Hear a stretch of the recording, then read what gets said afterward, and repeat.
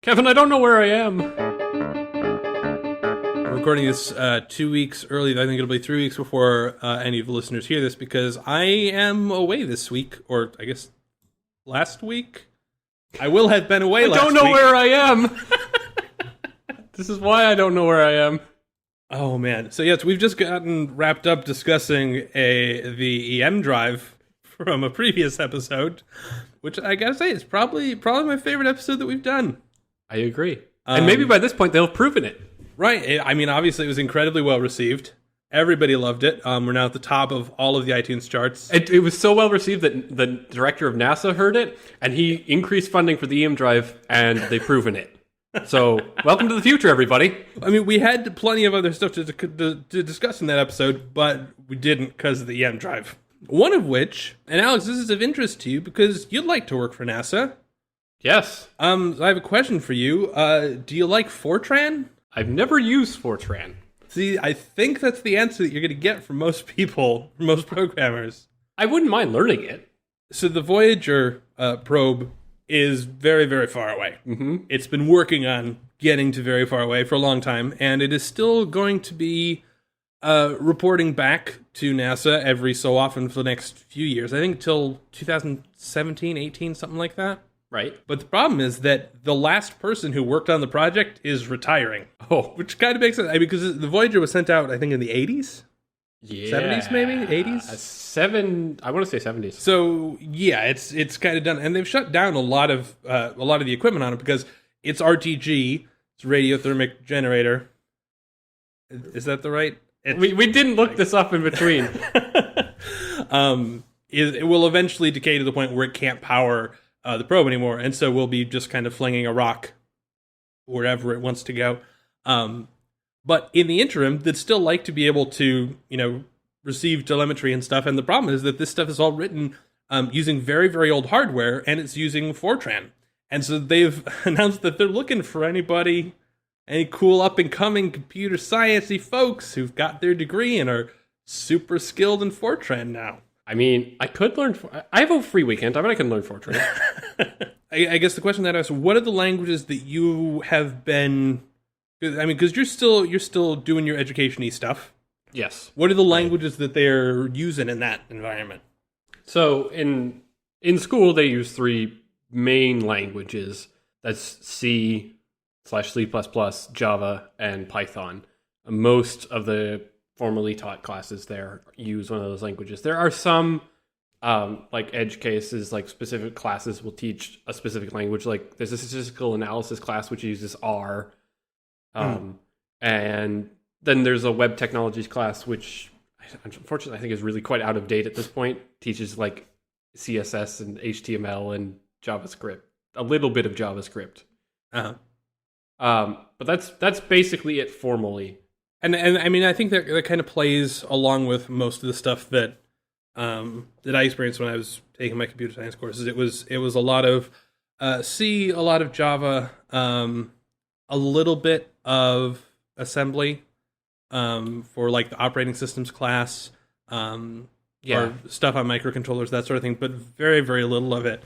And I think it's interesting now because I made a video a while back where I talked about, don't be afraid of picking up a particular language because most languages are all the same. Right. They have different words for things, but the method of constructing, sentences, for lack of a better term, the method of telling the computer what you want to do is largely the same between an awful lot of languages. That you don't suddenly go, oh, I need to completely rethink everything that I've ever thought about about programming just because I'm switching from Python to Ruby to Java to whatever.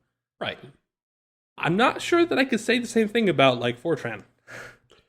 I should have really learned Fortran before this podcast. That way I could have provided an in-depth. Maybe by the time you're listening to this podcast, I will have learned Fortran. And it's interesting because Fortran was very popular back in kind of the 70s and 80s, and this was right around the time where these higher level languages, kind of really starting with C++, started to come into their own. And now a lot of the education is taught using this object-oriented style approach. There are different paradigms that you can take when you're looking at programming that you can kind of say line by line, set this, put 5 in this particular part of the computer, put 6 in this particular part of the computer, add these 2 parts of the computer and put it in this part of the computer, and kind of step by step program that way. And that was kind of initially how computers ran in things like Pascal and Fortran and that sort of thing. We've kind of gotten away from that because it's very easy to mess things up. Yeah. And also we're just dealing with, there are a lot more spots in the computer where you can put things. And it's become just much more efficient to say, here, computer, I'm just going to say, give this thing a name, and I don't care where you store it. Just know that when I want that name, give me back whatever it is. Right. And so it's interesting to me that I honestly wonder, what's going to happen with NASA now that they're in the position where they really have to support a lot of this technology. And there are certainly companies that have kind of similar issues in that they have, old legacy software that people are retiring and they didn't change the software, and now it's hard to find people. But NASA is kind of in a unique position where it's not really their fault. It's not well, you should have thought about this. You should have seen the takeover of C and Java coming 40 years down the road. How could you, NASA? Right. Basically, it's kind of the equivalent of saying, please program an entire space probe on, an Atari 64. An Atari 64? No. Words. I'm sorry. Did you combine the Atari 2600 and the Nintendo 64? Yes. That would be an awesome console. I want to play that now. Oh, man. Can I edit that out? I can't edit that out. No, because you could play Super ET 64. It would be just like Super Mario 64, except you'd be ET, and it would be worse. Dang it, Alex. There goes all my credibility. I'm sorry, Kevin. You can earn it back. That's embarrassing. It's not embarrassing. It's pretty bad. Here, do you want me to say it, and then you can edit over it? No, we're okay. But no, it's interesting. And actually, the one thing that I am kind of excited about is this reminds me a little bit of KOS, the programming language for messing around in Kerbal Space Program. So I think I am incredibly qualified to take on NASA's Fortran position. You should apply. Having played a lot around with Kerbal Space Program. We should both apply, and then see what happens. There we go. I'm looking for a job. That seems like a reasonable... I'd learn Fortran for NASA. Yeah. Be worth it. Every programmer, I think, probably has to deal with the question at some point of whether they want to be a specialist or a generalist. Whether they want to, to what extent they want to stick themselves into a particular technology stack and really own various projects within that stack. And a lot of times there can be a lot of money in that sort of thing. I have to imagine that the number of Fortran programmers who feel like working for NASA is a very small number. Yes, I'm almost certainly it is. Not because people don't want to work for NASA, but because the people who know Fortran really well don't want to work. Yeah, they want to be done. And so there gets to be a point where if you are a specialist in these particular technologies, you can command a very high price point. But then what happens when, because the Voyager program is going to be shut down within a few years. So we could become super awesome Fortran programmers for a few years. And we could perhaps command a very high price for our skills. Granted, it's NASA, so you don't know. But then where do we work after that? So my question is, how much actually do they need to update and change? I don't know. I have to imagine, though, that it might be pretty significant. If you're dealing with... Because I think this isn't they're in extended missions now. This isn't... Right. They didn't plan for Voyager to still be operable at this point. Yes. So this isn't the... So, and given that, I have to imagine that they haven't already programmed this whole big shutdown efficiency routine. So if they planned for the thing to be dead 10 years ago, they probably said, well, it's just going to die. We won't worry about it. Now they're at this point of having to say, all right, let's selectively figure out how much power we've got. let's figure out how we can disable certain parts of the craft so that we can keep the rest of it alive a little bit longer. And then kind of continually doing that to eke out as much data as they possibly can get from it.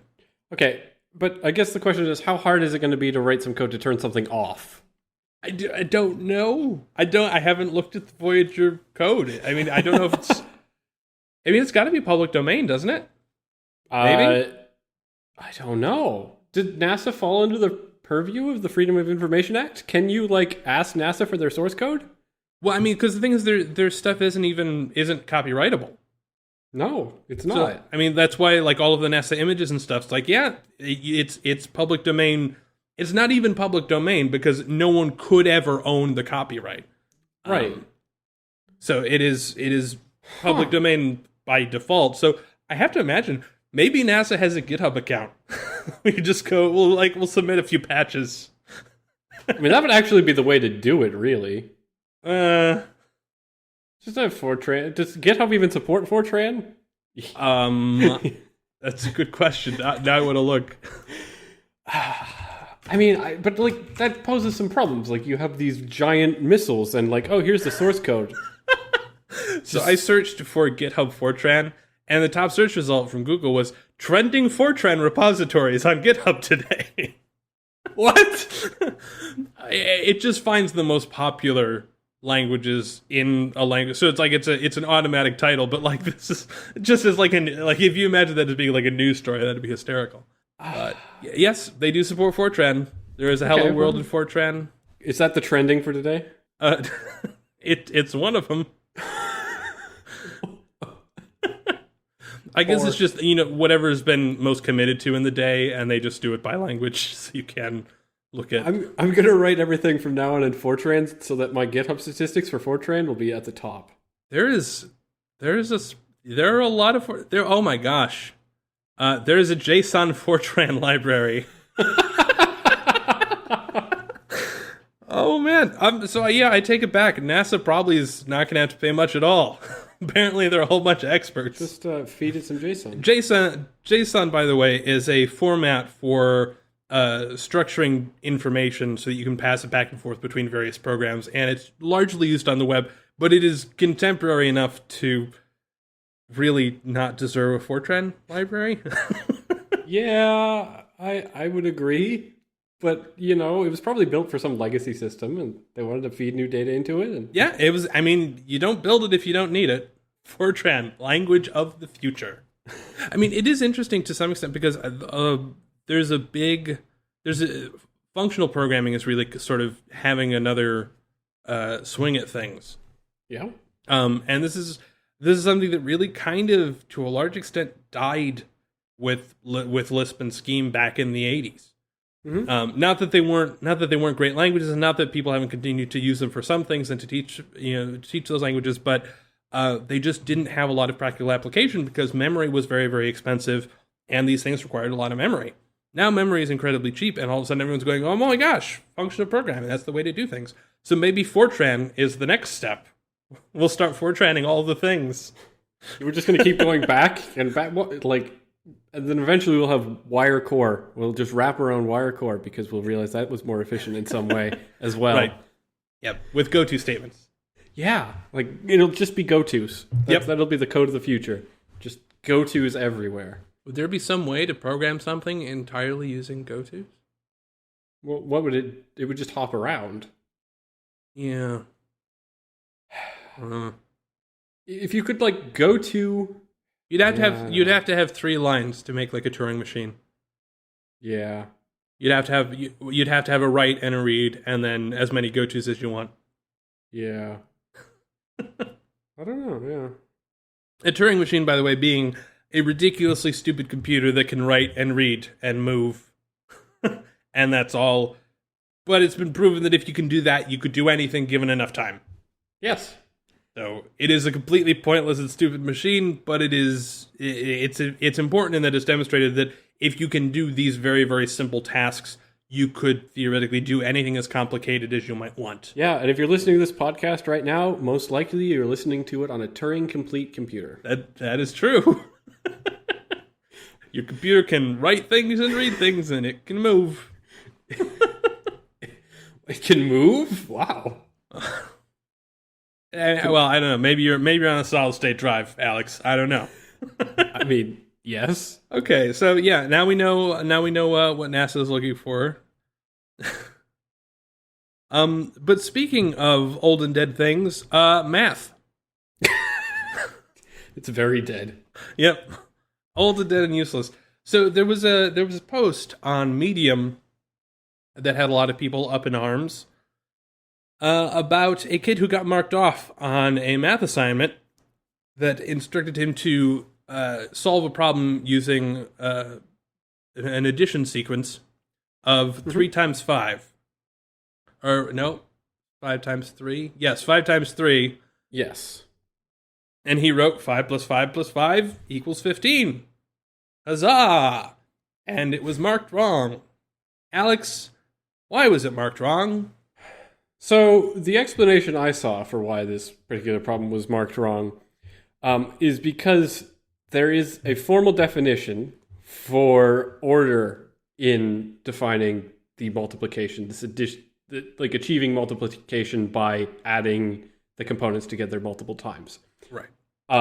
And the formal definition required that the item that was being added together a certain number of times was the second number in the sequence. So in 5 times 3, the correct answer would have been writing 3 plus 3 plus 3 plus 3 because it was the second number given. So it was the method signature, essentially. So right. You take in your first integer is how many times do you want to add it together, and the second integer is how many, or what item do you want to add that many times. Right. And he violated the signature. So the answer is obviously wrong. It's not 15. It's 15.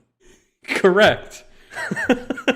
15 dot equals 15 is false. And the reason that I felt it was worth bringing up here is that one of the articles that tried to kind of defend this talked about this being a very important distinction in computer science of soft equality versus, I guess, hard equality? Yes. Deep equality? Yeah. That you might say that if I give you an apple and I have an apple and we compared those apples, we might say that those are soft equal. Yeah. They're both apples. But we wouldn't say that they are deeply equal. We would not say that they are the exact same apple. Right. And that the distinction is very important. And this is used a lot in computer science. But I resent that computer science should have anything to do with this stupid teacher's decision. Because I think that this has nothing to do with what's going on here. I think this is a matter of a human being dumb and ignoring the communicative property of multiplication and being mean to students. Right. My question would be, how was it described when the methodology was taught to the student? How was it described? Was it described saying like, oh yeah, I mean, it doesn't really matter either way, or was it given like you have to have this part first and this part second? Well, but even then, I mean, so if you go with that definition, then you say this is how you go through successive addition. This is the process of successive addition. Mm-hmm. If you say you take the second thing and add it to the first thing number of times, even if that is exactly how it's explained and that's exactly how it's requested, the student knows A times B is equal to B times A. Yes. Deeply equal. Yes. Even if the teacher has not taught that. Mm-hmm. And so it is perfectly valid to swap out the problem before applying that strategy towards solving it. Right. Whether or not the teacher has taught it. So, 2 things. The first thing is in school math, unlike perhaps a lot of real world, what you show on your work is more important than the answer that you get. Like, I've had plenty of times where I've had the right answer on a piece of paper, but I made 2 mistakes that canceled themselves out in the work and gotten no, if, or very little credit. I mean, your thought process is important. And I think, and which gives to the second thing that I was thinking, order of operations is very important. We have PEMDAS for a reason, right? We have to know what order we execute operations in, because it sometimes, perhaps not in this case, but sometimes it can have an effect. So you're driving home the point that, yes, operations happening in order is important. And even though sometimes you can flip things around, if you don't say that you flip this around and that there is a deep equality between A times B and B times A, if you don't put that on the paper and it's not a step, then you're doing things out of order, which can hurt later down the line. Nope. No. Nope. There are certain if the teacher had required a mathematical proof, then yes. But in these informal contexts, there are certain things that are banal to the point of not bearing writing out. So, like, you wouldn't also say, given that A is a real number, and that B is a real number, they do not contain any imaginary components. We can apply this property. It's no. You can flip the things around. It's fine. Not if they're matrices. Matrix order is important. If you're multiplying matrices together. Right, exactly. So would you have marked the student off if they had not indicated that 5 and 3 were not matrices? That is my point. That it is so stupid to have to state something like this that is not worth saying. I mean, the only other thing that I can say is that the level at what this was probably taught, grades don't matter. Like, whether he got this problem right or wrong, he's going to get through whatever math class he's in, right? And so, by indicating that, no, this isn't quite right, you should have done it in this order, because order might be important later, is fine, right? Like, I don't necessarily agree with you. I think that is particularly because tests happen from elementary school up until your postdoctoral studies, right?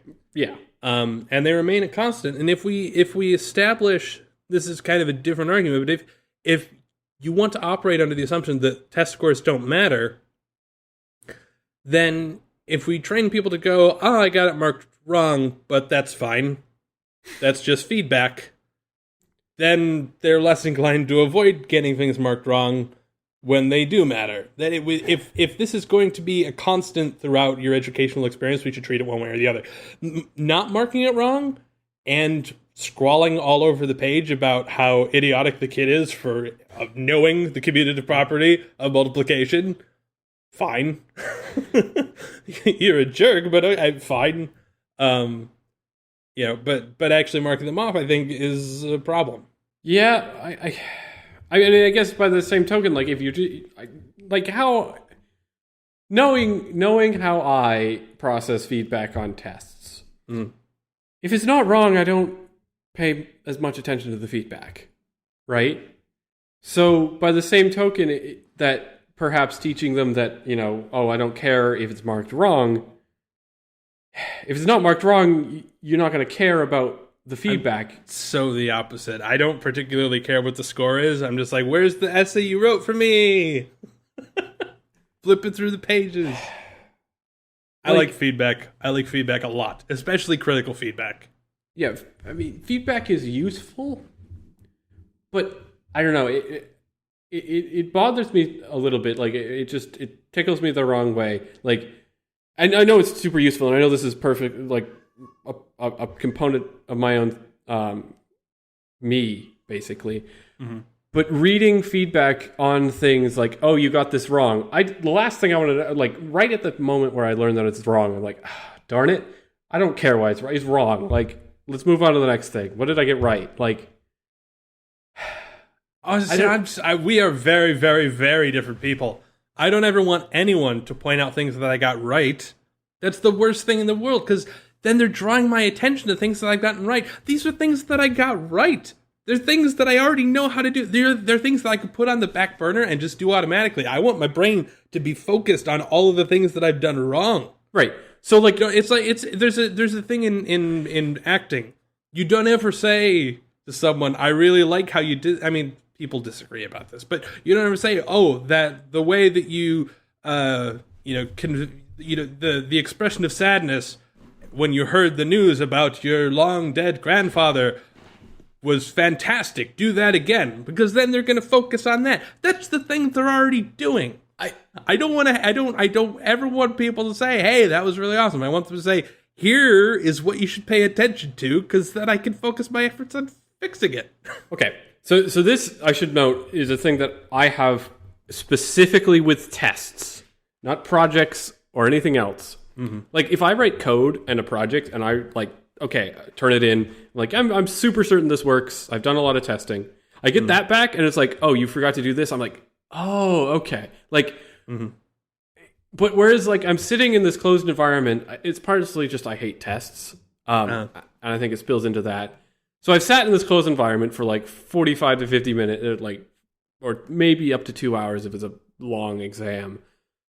And I've been trying to work through and get as many points as I possibly can. And I walk out and I'm like, I have no idea how I did. Like, I have fairly bad, like, later tells of how I did in exams. Like, I just can't tell until I get it back. So it's just a different environment, I guess, when it comes to tests. For me, personally. Like, I totally agree with everything you're saying.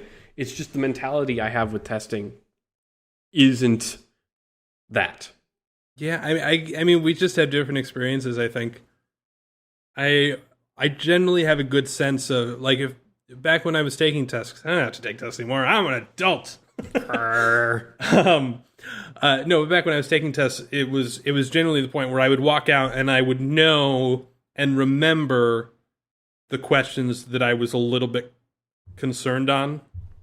And so I'd talk with other people who had finished the test, and I'd say, hey, so when with question number 13, with the this and that, and I'd describe, like, the whole question, and I'd describe what I had gone through and the assumptions that I had made, and to say, oh yeah, I think that was correct, or that explained that it was wrong. But I would very clearly imprint kind of everything that I was any bit insecure about.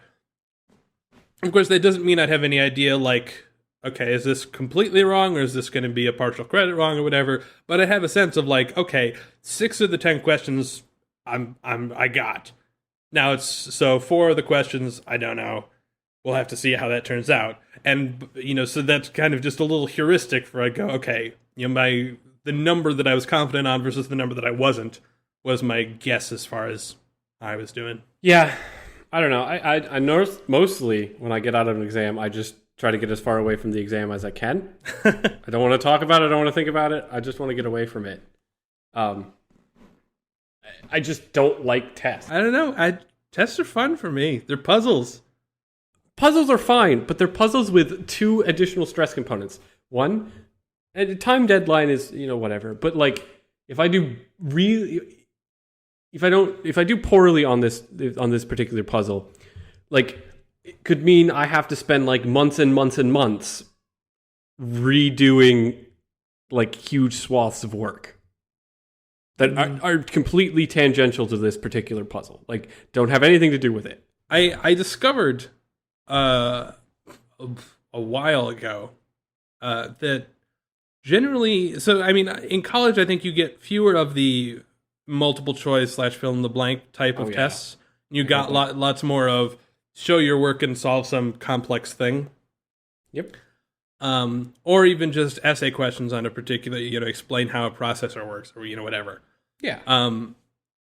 What I would discover is that generally, if you're looking at something and you realize there's a part of something that you don't remember, like, what is the difference between breadth first and depth search algorithms?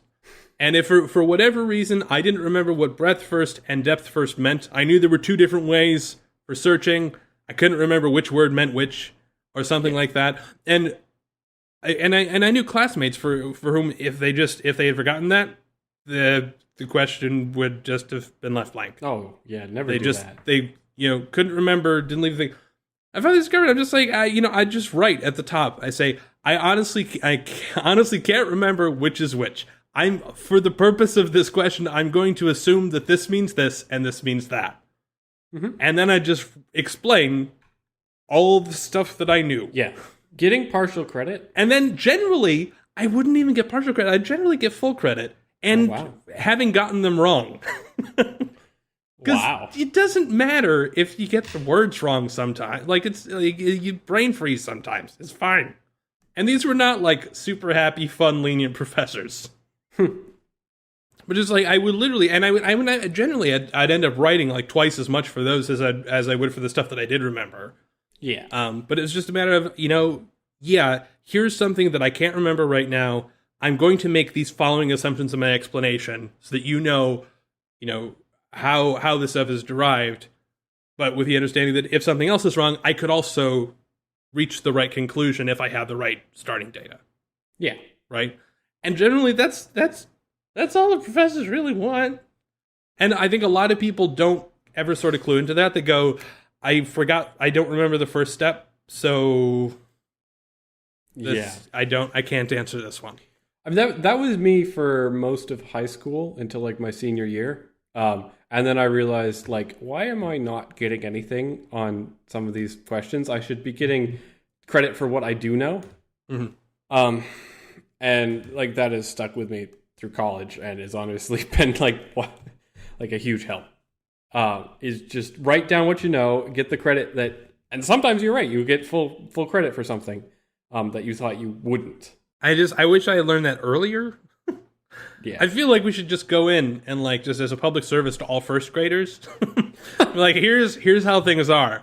This is going to improve your performance for the rest of your career. Yeah. Write down what you know. Right. But I don't think it's just write down what you know. I think you also need to make it clear what your guess is for the stuff that you don't know. Yeah.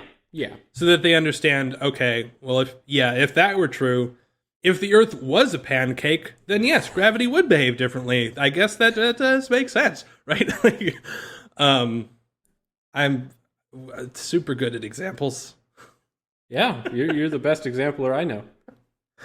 So there was another article sort of related to this about Common Core and why people hate it. I think mostly directed toward parents. Did you do Common Core stuff? Was that after your time? I don't know. Okay. See, I wish I had looked this up, because now what I'm thinking is, when did Common Core become a thing? Because new math and like different ways of thinking about math have been around for forever. Right. But I can't take 4 from 3. 3 is less than... Yeah. But they've been all around for forever. So what are people talking about when they talk about new math, and what is Common Core math? I don't know. I thought that was kind of an outflow of the No Child Left Behind thing.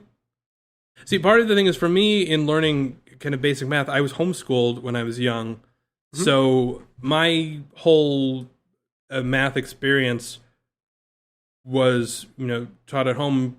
So if math education had drastically changed, I wouldn't necessarily know of it. Yeah, I did memorize my multiplication tables. That's apparently not a thing anymore. Yeah, I went to a private elementary school and memorized multiplication tables. My sister went to the same one. What I should have done is asked my sister, who went to an actual like public high school, if she was exposed to new math or Common Core math and how that was different. I don't think could have been terribly different for her, because she didn't she fail and she breezed through it, from what I remember. Well, I mean, I don't think it's necessarily supposed to be any harder. I think so from what I was able to gather is that the idea is, and the article that we're discussing starts off by saying that people are not computers. We don't just apply things, we need to understand why. Which I have thoughts. Yeah. You can't just say 2 + 3 is 2 more than 3. You need to know why those numbers are 2, right? Yeah. There are some things where, yes, it's an algorithm and you're just going to have to know that. But from what I understand, the focus of a lot of Common Core, or at least what people are objecting to with Common Core, is that it is a lot more about figuring out clever ways to reduce the cognitive strain of solving a problem. Right. So if you're looking at adding 93 and 12, then rather than, drawing them out and carrying stuff, 99 and 12. There you go. Then rather than saying, okay, 2 plus 9, carry the 1, blah, blah, blah, blah, blah, you say, let's just make the 99 100, and let's make the 12 11, and then add those. Because I can do that easy. Yeah. And the thing that just kind of struck me is that I was never ever taught those sorts of things. The whole idea of, let's just, manipulate this one number and just hold that. We'll take 7 away from here and then just keep 7 in a little bucket and then do the math and then put 7 back in, or, whatever it is. Right. But I do that all the time. Yeah. To me, the usefulness of these heuristics, heuristics being shortcuts for solving problems, is, I feel like they wouldn't have been useful to me if it was you're going to learn how to apply this strategy to solving problems. Like, the reason that they're useful is that I was stuck there trying to solve 99 plus 12 and then couldn't remember, okay, so wait, did I carry the 1 already? No, it's in that. And realized, oh, good, there's a legitimate way to make this easier. Right. And then if it's a matter of learned this cool, it's because it was this cool secret trick, right? You didn't your teachers didn't know you weren't actually adding 99 and 12, you were adding 111. It was like they didn't know you were getting away with stuff. You didn't have to add it the way that everyone thought you were supposed to. And you were all clever and proud of it.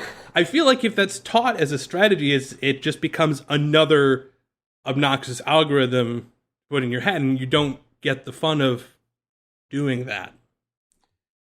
I mean, I not having taken Common Core math, I don't, I've seen some examples of it, but I don't know entirely how it's taught, and if perhaps how that fits together. If it is just weird, couple of weird tricks that they put together, like the weird tricks your teachers don't want you to know are now what's being taught.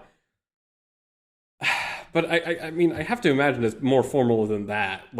Just consider this number, forget about the 112 and make it, or your 12 and making it 11 because you can shift it over to here. It must be more formal than that.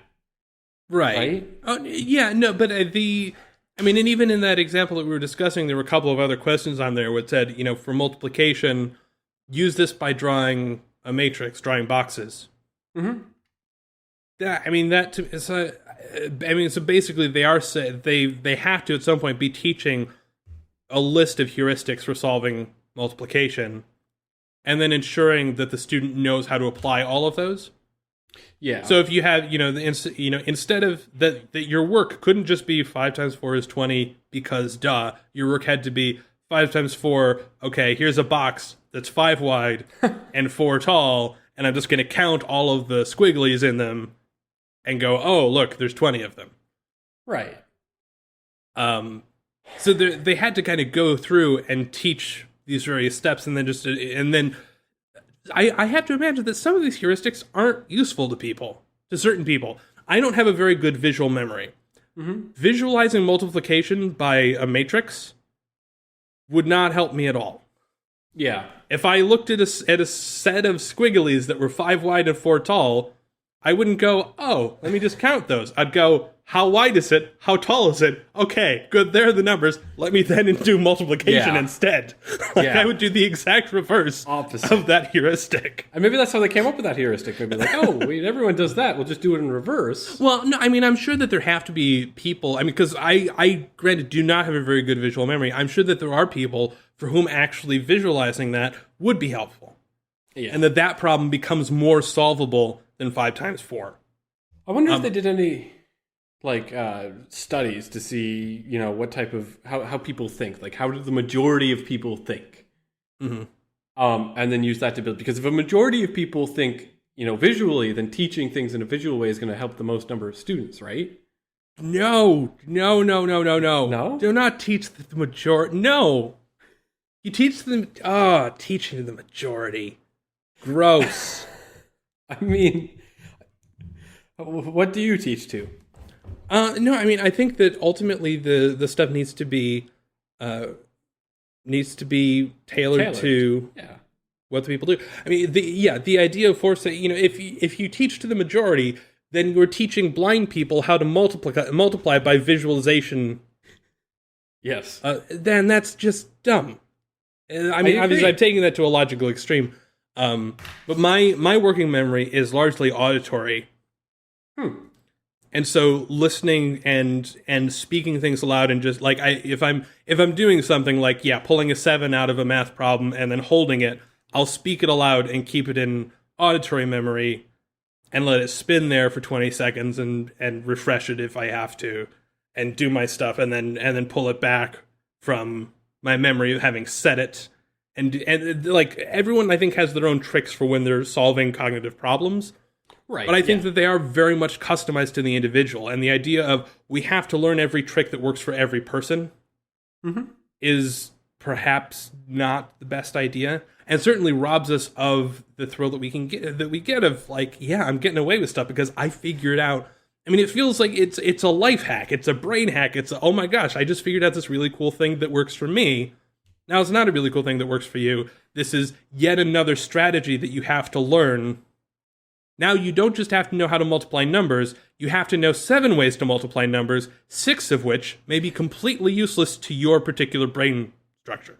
Yeah, no, I agree. I don't think, like, teaching a majority is not an optimal way. I'm just curious if that's what they did, right? I mean, I imagine that they must have. From my understanding, most people are primarily visual. Yeah, a lot of people are. It gets talked about a lot. I don't understand these people, but that is the majority of people from what I understand. I don't know if I'm visual or not. Like, I don't know. It's hard for me to, like, I certainly think about things, like, if you say a 4x5 box, I can think of, like, oh, I know exactly what that's going to look like, right? But I don't find myself using that type of visualization that often in, like, getting things accomplished. Do you doodle? I used to, but not anymore now. I don't think I have ever doodled. Okay, so that's I think, and I think almost a lot of people doodle. Yeah, like certainly in school because the board is hacked because school is terrible. But but I think that's the thing is that I think a lot of people do at least have some sort of visual instinct or some way of visualizing things that make sense to them. It's not my thing. Yeah, and that's fine. And I think that means that, sure, for all of the visual learners, figure out the ways. I mean, I think there's every so often those competitions for memorizing digits of pi. Right, yeah. And the competitors will talk about how they don't actually memorize the numbers, they visualize these like landscapes. Yeah, the Mind Palace. Yeah, the Mind Palace. And they're reading out these various numbers and stuff. To me, this is the stupidest possible thing you could ever do. Like, how do you keep a landscape in your head? A number is a fixed thing. A landscape, and it's not just one landscape, it's a whole set of landscapes. There's all these different, like, megapixels upon megapixels of it. I can't. Nope. I mean, I guess, actually, here's a question. Do you find whiteboards helpful? Like, yes. With some constraints. Usually, I mean, I find whiteboards helpful, but I'm never really drawing on them. I'm writing words on them, and I'll occasionally have arrows between them that show the connections. But I'm never like drawing much in the way of representation. Okay. Even then, I find that different from actually visual. All that I'm trying to represent is the associations between symbols. Yeah. No, I get what you're saying. I absolutely draw out, like, diagrams of how things are going to work and such. So I guess I am a visual learner. Who knew? There you go. So yeah, we are different. Yeah, I hadn't noticed. By contrast, I can play songs in my head with like perfect fidelity. Like that's just easy for me. Like a song that I've barely heard, I can easily hear in my head and given enough time in front of a piano, I could eventually, make an arrangement of it and, do whatever. Which I is imagine not. I could with practice. Hmm.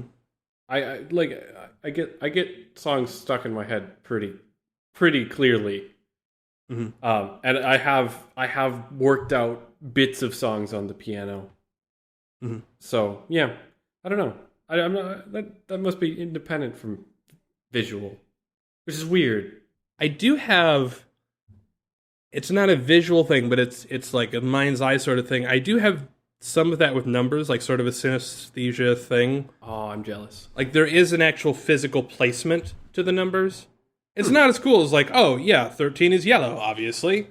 But I do have, and it's very much like a whiteboard. Is that I have all these numbers, and it starts off as sort of a number line, but things are clustered, and there are lines like between 16 and 32, because duh. Yeah. Hours of two, It's man. That's not even that's not something I had to consciously think about. It's there as like a very strong line. Mm-hmm. And yeah, so I mean, there's a little bit of that, and it goes up to like 100, and then 1,000 is just put a 1 over here and then deal with this 100 space. But I think maybe that's what's gone wrong, is that the place where I should be like visualizing trees and fields and landscapes and all this mental palace junk, instead there's just this big number thing. Number mess. This number mess. I mean, it's cool. It's like this little web of stuff with all these associations just sort of there. But yeah. I don't have like a permanent like mind space like that. It's just whatever it happens to be in my head, I guess. Mm-hmm.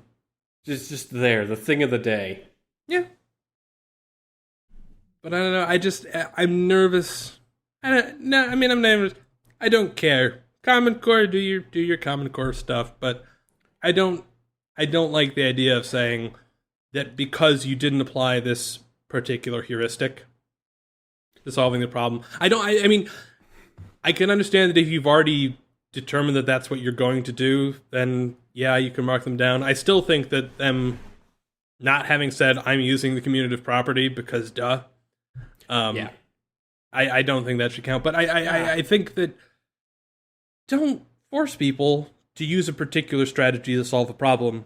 You can introduce them, and you can let people hold on to them if they think that they're useful, but forcing people to have to memorize and then regurgitate all these strategies that are really designed to make life easier, it now becomes this chore that kind of undermines the whole point, if that makes sense. Yeah, no, it does. And the whole I agree with you. I can envision scenarios where, it might have made sense in context, but on the whole, like, yeah, I don't think he should have been marked wrong, and I agree with you that problem solving is a hard thing to teach. Should we move on to Star Trek? I like Star Trek. I like Star Trek. We should be friends. Okay. I'll travel back in time and can arrange it so that we will already be friends now. Oh, perfect. Excellent. It worked. Well done. It sounds like a Star Trek plot, actually. Oh, man. So, yes, there's a new Star Trek coming. And that's all we know. Yeah. It's like YouTube Red. I'm of kind of two minds about this. Yeah. One is that we've kind of had a whole decade of let's just continue milking things for all they're worth thing. Yeah. There have been plenty of sequels this past decade. And two, I love Star Trek. I want Star Trek to come back. Yay. I want good Star Trek. Yes. That's what I want. Yes. So I guess the one other thing is that it is going to be on CBS All Access or whatever their thing is. Yeah, I saw that. Is that like it won't air on television like after the first episode? I think they're airing the pilot on television, and then it's a no, you can pay CBS $10 to watch it. Yay! So, you know how Star Trek kind of struggles when when they're coming back from a hiatus and trying to make a new series do well, and they need numbers? No. You know what the best way is to help out with that? Put it behind a paywall that no one other already is using. I mean, yes, it will. I can see it not lasting more than a season or two. That's my fear. Optimistically, like I'm terrified that it'll be really amazing and then just won't last. Yep. Like that's like less preferable than if it's just bad, right? It's the Firefly thing. If Firefly was bad, we wouldn't be sad. We'd be like, all right, it was a good shot, good effort. Now it's done. But it was amazing. Yes, it was. And then it went away for no good reason. Exactly. Which is what I like. I could see this new Star Trek becoming the new Firefly. Like, that is within the realm of conceivable possibility. Right. However, that being said, I would rather have one good season of new Star Trek than one bad season of new Star Trek. So I'd still rather it be good. But I want it. It disappoints me to, like, I hadn't looked into it because it was too far away. But I heard rumors that it was only going to be on this paywall service, and so it disappoints me to learn that that's not a rumor. That's in fact been confirmed. And even then, not until 2017. I mean, I don't mind waiting. Who knows? Well, no, but by that point, we'll already be paying $10 for some other shows, and well, I mean, they're all access paywall, so you get access to all the CBS shows. Right, like Elementary. Like what? Elementary. Don't, it's like Sherlock, but not as good. Oh, although some people like it. Some people like it. So it'll be $10 well spent. I mean, we are getting to this point of just death by $10. There's been, I mean, I've watched. There's a little bit of the sentiment about how people are not going to turning this into a, hey, see, you guys were all asking for a la carte options. Now you're not so happy, are you? They go, well, no, because this isn't a la carte. This is bundling with more bundles. Yeah, more smaller bundles. Because there was the big, I mean, well, no, because there was the whole thing about cable, and people were being mad that they had to pay for all of these channels and they'd watch two of them. They wanted a la carte. Right. The idea now is that you're paying $10 per bundle, and you're ending up buying, like, if I want to watch one show on Hulu, I'd like to watch QI on Hulu. I think it's still on Hulu. I don't know. I'm not going to pay $10, but I'm not watching a billion shows on there. There's like one or two good shows on Amazon Prime. There are one or two wonderful shows on Netflix. Netflix, I think, has a big value because of their back catalog. Yeah. But all of these services, I mean, it's $10 and $10 and $10 and $10, and you're not watching. I think it's. I've not encountered someone who just so happens to love everything on one of these things and doesn't mind and like wouldn't watch stuff on the other ones. Yeah, no, I'm sure there's very few people like that exist. Yeah, something's gonna give at some point. I don't know. People aren't gonna keep paying $10 for like $10 here, $10 here, $10 here. At the end of the month, it really adds up, and people are gonna realize that. Right. Well, plus there's Doctor Who, which is a whole other thing, because that you've got to pay the $30 if you're not in the US or you're not in the UK. Yeah. And then you don't even get it on the day. Yeah, that's the worst bit of it, actually. Yeah. There are two shows that I've just, bought season download passes for. Mm-hmm. And that's $30. But I feel less bad about it because at least I'm just paying for that one show. Right. And then you get to keep it and watch it whenever you want and like offline and all that fun stuff. Right. So it's Doctor Who and then it's Better Call Saul. Are kind of the two shows, and I'm like, yep, I will pay money for those. When does Better Call Saul come back? February, totally March? Tangent. I don't know. That is a good show, though. Oh, they did apparently wrap shooting very recently for the season. So yeah, I love that show. But it is stupid though because I'm paying $30 for that show when I could. I'm mad about $10 bundles, and I'll pay $30 for one show. It's more of just on principle. I really don't want to be stuck with this whole having to manage subscriptions. Okay, now this show's done, so let me cancel this subscription, spin up a different one. Like no one's going to do that. No. People forget they'll pay for the whole year for the show they watch for 6 months out of the year. Right. I think that is why HBO is still around. I mean, HBO is still around because people are willing to pay ridiculous prices for Game of Thrones. Yep. Like, people will pay their $100 a month, like, cable bill, $100 a month plus cable bill, specifically because of Game of Thrones. Yep. And that's just ridiculous to me. I mean, obviously, we've seen this stuff with the YouTube Red stuff and the advertising and Hulu getting rid of advertising for paid folks. Yeah, that was a big deal. It's funny because I was in a hotel recently and the internet connection was bad and I didn't have anything to do, so I turned on the TV. Like, Jeopardy was on or something, and I was like, oh, this will be fun. And, they read 2 questions and then go to commercial. Like, oh, man, I turned on right before a commercial. Fine. Come back, they read 2 questions and go to a commercial. They come back and read 2 questions and go to a commercial. And I go, oh my God, is this what life was like? Yes, I know. I watched the show recently with friends.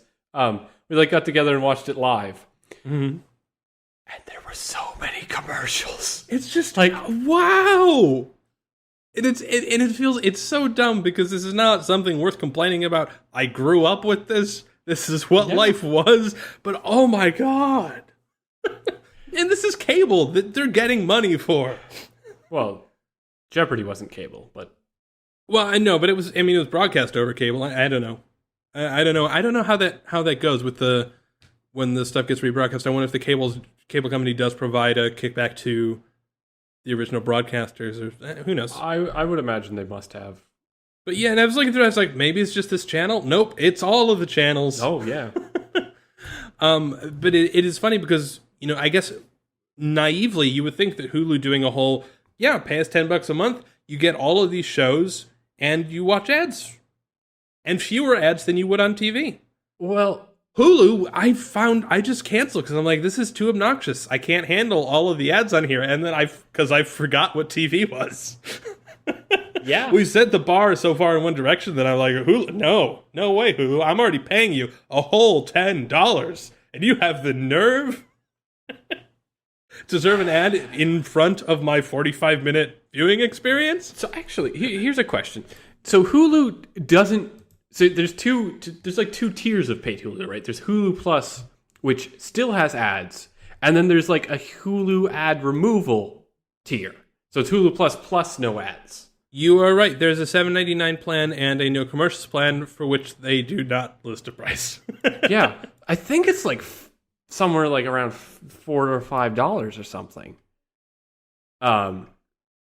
I wish I knew how much it... Oh, there we go. Okay, it's $12 a month for no commercials and $8 a month for limited. So it's $4. I thought it was $4, but So yeah, that should indicate how much they were getting from ad networks, because presumably they were getting no more than $4 per subscriber for ad content. Like, possibly. You never know. It could also just be that there's different brand deals in place or something. I suppose. You never know to what extent this stuff directly correlates. Everything's always weird. Everything's always weird. But yes, Star Trek. Yeah, Star Trek. What do you think they're going to do? What do you think they're going to say? I know, this is the part. This is the fun part. This is like, economics and media and blah, blah. Star Trek. All right. So, first off, and I just want to mention this, be a little sad about it, and then move on. It's being written by the folks who did the reboot movies. Okay, written? I heard they were still looking for a writer. It's being produced. Oh, sorry, produced. Yes. Yeah, by the folks who did the movies. So I'm just going to be sad about that for a second, and then pretend I didn't hear it, and then be excited again. So here's the thing. I heard the producer has done TV shows before that Inhumans or something like that, or he Fringe. He was a producer on Fringe. If you've seen Fringe, I have not, but I will put it on my list. You need to watch Fringe. Fringe is one of my if it was still on the air, it's ended. It would be the only contender for Doctor Who. It was for my favorite show. Okay, I really like Fringe, and he was a producer on Fringe, Which, when I saw that, I was like, okay, it'll be fine. It'll be good. Mm-hmm. I think I just anytime like the instant that they drew any connection with the new movies, I was like, oh, I don't know. Come on. Yeah. I should admit I have not seen past the first reboot movie. Well, there's only been one more past it. There's been Okay. Yeah, I just no, don't care to. I mean, don't take all the things. It's like when they made the different Willy Wonka. Yeah, no, that Gene was Wilder awful. isn't even dead. Television credit. I'm just curious if you've seen. He was co-creator, executive producer, consulting producer, and writer on Fringe for its entire run. Okay. Alex Kurtzman, who is in charge of this new Star Trek, was the executive producer. He done Xena Warrior Princess. Okay. Sleepy Hollow, which is I've heard is actually a pretty good show. Those are the big ones. But okay, so concern / excitement about the people involved. Let's go to just wild speculation. Okay. And be all nerdy and excited. Okay. What's going to happen? Opening scene, Alex. Opening scene. I really want Picard. I want Picard to be in the opening scene. Like, I know he won't be in the whole show. That's fine. But, like, Picard was in the opening scene of Deep Space Nine, or the opening episode, and Quark was in the opening scene of Voyager. So we have to have, like, either Janeway or Picard in the opening scene, and I'd be happy. You're forgetting Enterprise. Yeah, but when they did the thing, they wound up with Fat Riker. Actually, no, here's an idea. Let's just have a series that's just Picard 20 years before the Enterprise. Because Patrick Stewart could totally do that. He doesn't age. He's Benjamin Button, really. Exactly. Totally doesn't age. Just like a 20-year-old Captain Picard doing all sorts of Picardy things. Yeah. He could be on the Stargazer. Be great. Yeah. Ooh. Be great. Ooh. I don't know. Well, actually, so here's the thing. Did you know Kelsey Grammer was originally going to be the lead on Voyager? I don't know who Kelsey Grammer is. Frasier? Never seen Frasier. Oh my god. Yes, you know who Kelsey Grammer is. I might not, Kevin. You know who Kelsey Grammer is. Oh, he's a guy. There's nothing on the filmography I would recognize him from. That is... Wow. Okay, but yes, he was originally going to be Captain Janeway, and then they made Janeway a woman. I think Kelsey Grammer ended up going into rehab right before they cast. Really? So they were going to cast a guy, and then their choice... Really? Well, Kelsey Grammer is really awesome. I mean... Like, would have been a great show as well. To be honest, I'm gonna irritate all the Star Trek fans. I enjoyed Voyager a lot. Oh, so did I. It is the Star Trek candy to me. It's like I could just like put it on and watch it and enjoy it and not think about it too much. Like, it doesn't bother me. I know it bothers a lot of people, and I'm just like, this is just fun. And yeah, I won't argue that it's anything close to the best. But I'm like, I enjoy watching Kate Mulgrew. I enjoy watching Robert Picardo. I enjoy. I think the cast overall was much better balanced. Yes. Than most of the series. That the level of talent across the board was probably much better. I feel like Next Generation had a couple of really great actors that had a couple of mediums. Yeah. And yeah. So my only criticism about Voyager is just its overarching plot. And again, what it has to do with the rest of the Star Trek universe. Like, it was... The biggest annoyance was, like, they kept almost getting home and then something would go wrong at the last second. Like, that happened. It was like the monster of the week type thing. Like, it's called a try-fail cycle, yes. Alex, and it's a basic building block to storytelling. But it was, like, the whole plot of, like, the show. I sort of agree. I wish that they hadn't had a lot of, like, close calls of almost getting back. Like, I feel like that was overdone. I feel like they could have done a lot more of just like exploring that the evolution of the ship over time. It's sort of in a BSG sort of way, really. Yeah. And actually, BSG was largely staffed with frustrated Voyager writers. Yeah, there was like a schism. There was like a split. Didn't they? It was weird. No, but anyway, like, so Voyager could have done, like, just not have them go home, like, almost get home, like Gilligan's Island did every other week. Like, it felt like Gilligan's Island in space for a while.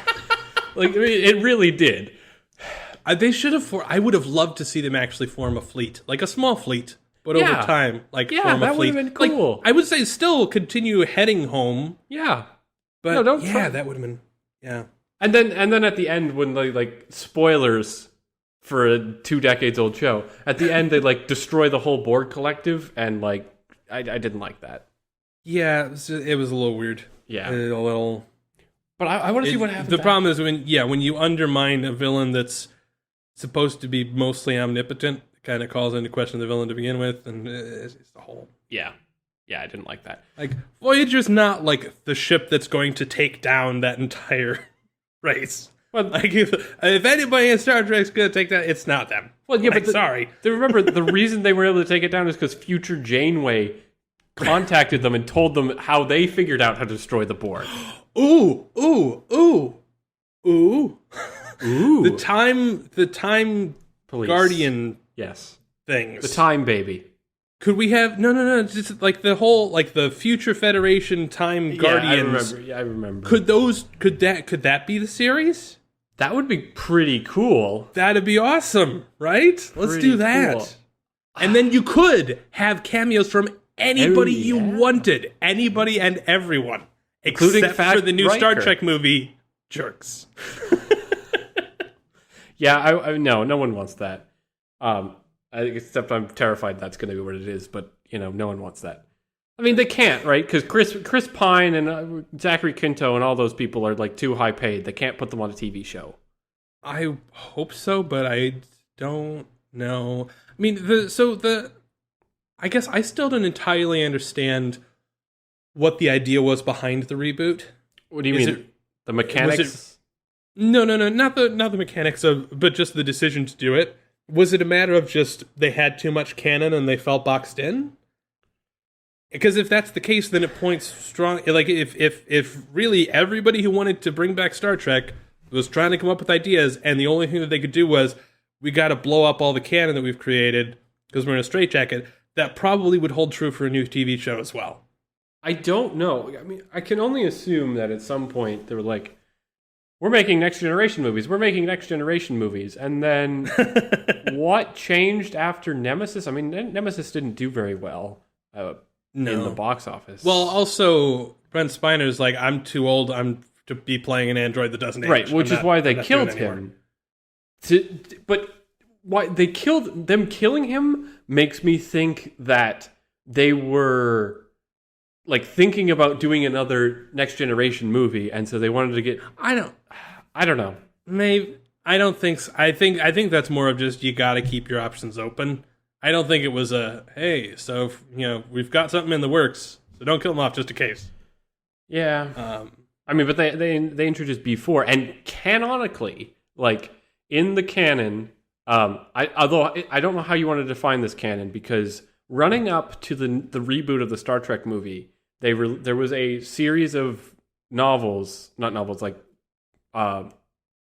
graphic novels, I should say, that were released and are canon for at least the new movie and form the tie to the reboot. So what basically in that, like, so it sets up like Spock going back and like all of the things that lead up to the beginning of the movie. It sets them all up.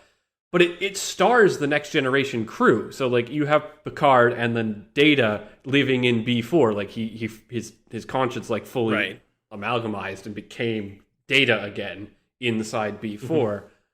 Mm-hmm.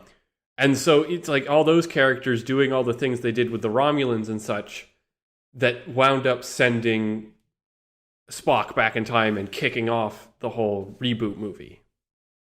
Okay. Well, okay, here's another question for you. Just speculation. Should we give Will Wheaton another chance? Yes. I think he deserves another chance. Should we just make that the series? Just No. he gets a vessel. No. That's not the. We can have him be, still Ensign, Crusher for Worf.